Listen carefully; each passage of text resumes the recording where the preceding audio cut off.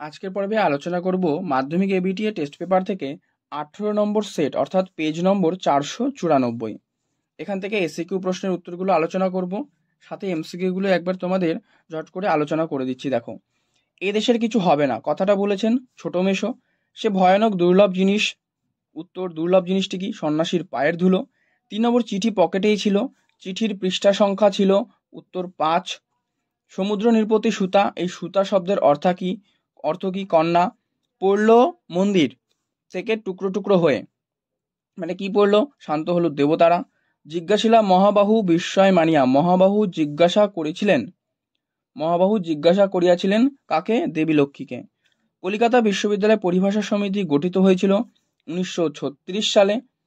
Next, কেবল টাইপরাইটারে লিখেছেন একজন, তিনি কে? তিনি হলেন অন্নদা শঙ্কর রায়। ডমরুধর চরিত্রের স্রষ্টা ছিলেন ত্রৈলোক্যনাথ মুখোপাধ্যায়। নেক্সট, গ্রহান্তর হলো, গ্রহান্তর মানে অন্য গ্রহ, এটা হচ্ছে নিত্য সমাস, সেই গ্রামান্তরের মতো। গ্রামান্তর কি হবে? অন্য গ্রাম, ঠিক সেম এটাই গ্রহান্তর দেওয়া আছে। গল্পটা জমে উঠল, নিম্নরেখ পদটি, এটা করবে কর্মকারক। রাজায় রাজায় যুদ্ধ হয়, উক্ত বাক্যটির কর্তাটা কি? এটা হচ্ছে ব্যতিহার কর্তা, ঠিক আছে। রাজায় রাজায় যুদ্ধ হয়। দার্শনিক বলা হচ্ছে, দার্শনিক তাকেই বলি যিনি কানে কলম গুজে দুনিয়া খোঁজেন। এই বাক্যটা কি? সরল, যৌগিক, জটিল না মিশ্র? এটা কিন্তু জটিল বাক্য, কারণ দার্শনিক তাকেই বলি যিনি কানে কলম গুজে রাখেন, তিনি, এই যে, ঠিক আছে, তাকে। বহুব্রীহির অর্থ কি? বহুব্রীহির অর্থ কিন্তু লিখবে বহুধান, ঠিক আছে, এটা উত্তর করবে বহুধান। নেক্সট, 5 দিন নদীকে দেখা হয় নাই, এই বাক্যটি কি? এই বাক্যটি কিন্তু ভাববাচ্য। গরু আকাশে ওড়ে, এই বাক্যটিতে কোন গঠনের বাক্য গঠনের কোন শর্তটি লঙ্ঘিত হয়েছে? দেখো, গরু প্রথমত কিন্তু আকাশে ওড়ে না, তাই এখানে কিন্তু যোগ্যতাটা লোপ পেয়েছে, লঙ্ঘিত হয়েছে, ঠিক আছে। অনুসর্গের নিজস্ব অর্থ আছে, অনুসর্গের নিজস্ব অর্থ আছে না নেই? উত্তর তো আমি বলেই দিলাম প্রথমে, আছে। নেক্সট,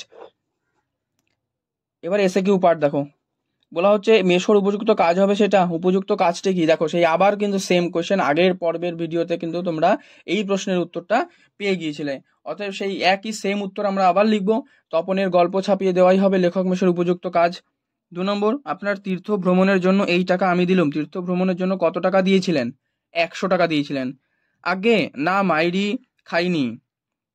কি খাওয়ার কথা বলা হয়েছে? গিরিশ মহাপাত্র সে গাঁজা খাওয়ার কথা বলা হয়েছে। আরো বেশি ভয়ঙ্কর, আরো বেশি অপরিচিত মনে হইল, কাকে এরূপ মনে হয়েছিল? তো লিখবে নদের চাঁদ।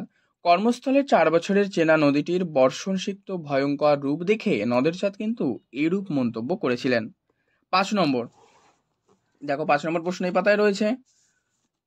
একজন এসে হাত দিয়ে অমৃতের গলা জড়িয়ে ধরে বলল, কি বলল? বলল ছেলেদের মধ্যে থেকে কালিয়া নামের একজন এসে অমৃতের গলা জড়িয়ে ধরে কুস্তি লড়ার কথা বলল। কি বলল? কুস্তি লড়ার কথা, ঠিক আছে। এবার 2 নং, তারা আর স্বপ্ন দেখতে পারলো না, আবার সেই প্রশ্ন, কাদের কথা বলা হয়েছে? দেখো, রিপিট কতবার হয়েছে, যে অসুখী একজন কবিতায় বর্ণিত 1000 বছর ধরে ধ্যানে ডুবে থাকা শান্ত হলু দেবতাদের কথা বলা হয়েছে। 2, ছিনিয়ে নিয়ে গেল তোমাকে, কাকে? উত্তর হবে আফ্রিকাকে ছিনিয়ে নিয়ে গেল। কোথা থেকে ছিনিয়ে নিয়ে গেল? রুদ্র সমুদ্রের বাহু প্রাচী ধরিত্রীর বুক থেকে। 3, তেজ কিঙ্করীরে আজি, কিঙ্করীকে? কিঙ্করী হচ্ছে ইন্দ্রজিতের স্ত্রী প্রমীলা। ভেঙে আবার গড়তে জানে সে চিরসুন্দর। চিরসুন্দরকে? দেখো, প্রলয়রূপী বিপ্লবী শক্তিকে চিরসুন্দর বলা হয়েছে, আর কারণ হচ্ছে ধ্বংসের মধ্য দিয়ে সে নতুনের সৃষ্টি করতে জানে, তাই কিন্তু তাকে চিরসুন্দর বলা হয়েছে। অচৈতন্য পড়িছে ভূমিতে, অচৈতন্য হওয়ার কারণ কি? কারণ সিন্ধু তীরে কবিতায় পদ্মাবতী সহ কিন্তু তার যে 4 জন সখী ছিল, তাই না? 4 জন সখীর নাম কিন্তু আমি আগের পর্বে দেখবে একটা ভিডিওতে আলোচনা করে দিয়েছি। তোমরা যদি জানো অবশ্যই কমেন্টে লিখবে, না জানলে তাও লিখবে, আমি তোমাদের কমেন্টেই উত্তরগুলো দিয়ে দেবো।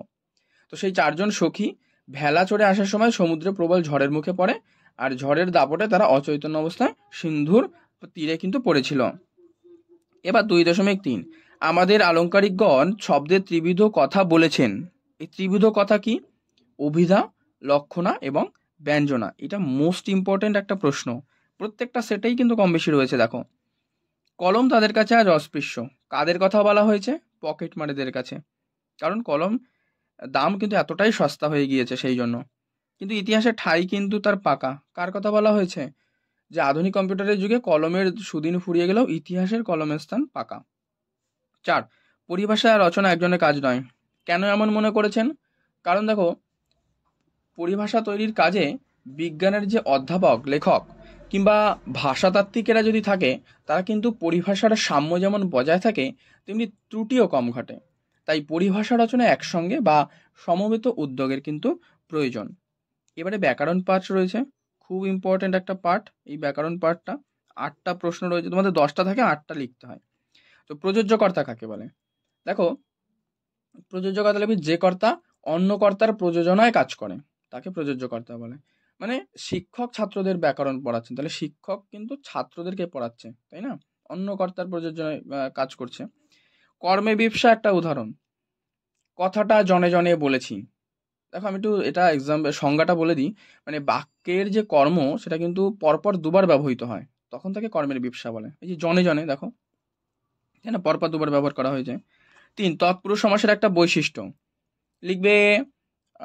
বৈশিষ্ট্য লিখবে, তৎপুরুষ সমাসে পূর্বপদের বিভক্তির লোপ পায় এবং পরপদের অর্থ প্রাধান্য পায়। মানুষ হয়ে ওরা সবাই অমানুষী শক্তি ধরে। এই বাক্যটিকে থেকে সর্বনাম পদ বেছে নিয়ে বা কোনটি কোন প্রকারে তা নির্ণয় করা। আচ্ছা, এখানে ওরা হচ্ছে নির্দেশক সর্বনাম আর সবাই হচ্ছে সকলবাচক সর্বনাম। 6, তবে আমি রাজধর্মে পতিত হইব বাক্যটিকে ভাববাচ্যে পরিবর্তন করো। তবে আমার রাজধর্মে পতিত হতে হবে। বাক্যর শর্তগুলো, আচ্ছা, যোগ্যতা, আকাঙ্ক্ষা, আসক্তি। তপনের লেখা গল্প পত্রিকায় ছাপা হয়েছে জটিল বাক্যে। তপন যে গল্প লিখেছে সেটা পত্রিকায় ছাপা হয়েছে, যে সে হয়ে গেল। 9, এই টাকা দিয়ে তুমি আমাকে অপমান করো না বাক্যটিকে নির্দেশক বাক্যে রূপান্তর করো। এই টাকা দিয়ে আমাকে অপমান না করতে তোমায় অনুরোধ করছি। নেক্সট, সন্ধি ও সমাসের মধ্যে একটা পার্থক্য লিখবে। সন্ধিতে বর্ণের সঙ্গে বর্ণের মিলন ঘটে, কিন্তু সমাসে পদের সঙ্গে পদের মিলন ঘটে। দেখো, এই ব্যাকরণ পাঠ সব শেষ। প্রিয় বন্ধুরা, আজকের পর্বে এই 494 পৃষ্ঠায় যে প্রশ্নগুলো ছিল আলোচনা করা হলো। আজকের পর্ব ভালো লাগলে অবশ্যই একটু লাইক করে দিও, তোমার বন্ধুদের মধ্যে শেয়ার করে দিও পর্বটি, তাহলে তারাও খুব উপকৃত হবে। আর চ্যানেলে নতুন হলে কিন্তু অবশ্যই চ্যানেলটি সাবস্ক্রাইব করে পাশের বেল বাটনটি অল করে রেখো।